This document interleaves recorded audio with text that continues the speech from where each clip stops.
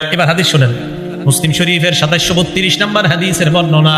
ক্বালা রাসূলুল্লাহ সাল্লাল্লাহু আলাইহি ওয়াসাল্লাম, আল্লাহর নবী বলেন, কোন মুসলমান যখন দোয়া করে লিআখিহি বিযহরিল গায়ব, কোন মুসলমান যখন তার ভাইয়ের জন্য দোয়া করে আড়াল থেকে মানে ওই ভাই এখানে নাই, তার জন্য যদি আমরা দোয়া করি, আমাদের মাজলুম কোন আলেম, মাজলুম মুসলমানরা কোথাও আছে, আমরা এখান থেকে তাদের জন্য দোয়া করলাম, নবীজি বলেন ইল্লা ক্বালাল মালাক, একজন ফেরেশতা বলে ওয়ালাকা বিমিসলিন, তুমি আমি দোয়া করলাম, আমার সাথে একবার বলেন হে আল্লাহ মাজলুম মুসলমানদেরকে হেফাজত করেন। এই মুহূর্তে ফেরেশতা আমাদের প্রত্যেককে বলছে তুমি যেই দোয়াটা করলা, আল্লাহ যেন তোমাকে বিপদ আপদ থেকে হেফাজত করে। হ্যাঁ, এই মুহূর্তে ফেরেশতা বলছে, হ্যাঁ সত্যি বলছি, আমাকেও বলছে ওয়ালাকা বিমিসলিন, তুমি যেই দোয়া মাজলুমদের জন্য করলা, আল্লাহ যেন তোমাকেও জুলুম থেকে হেফাজত করে। পরের বর্ণনা 2733 মুসলিম শরীফের আগের যে বর্ণনাটা, এটা পরের বর্ণনাটা আসছে।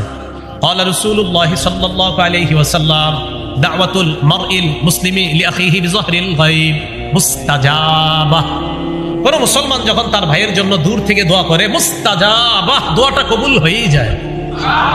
না, আমরা ওরকম দোয়া করতে পারছি না মনে হয়, যারা বিপদে আছে তাদের জন্য ওইভাবে দোয়া হচ্ছে না আমাদের, তাই তাদের দোয়াটা আল্লাহ কবুল করতেছে না, কারণ আমরা ওইভাবে করতে পারতেছি না, যেইভাবে করা উচিত বলা উচিত ওইভাবে হচ্ছে না আমাদের দোয়াটা।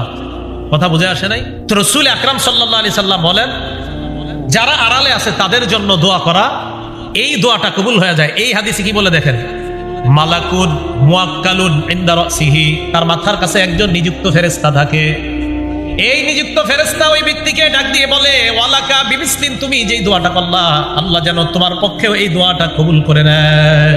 মাথার কাছে একজন ফেরেশতা বৈশা বলে ওয়ালাকা বিমিসলিন, তুমি যেই দোয়া করলা, তোমার দোয়া যেন আল্লাহ কবুল করে নেয়।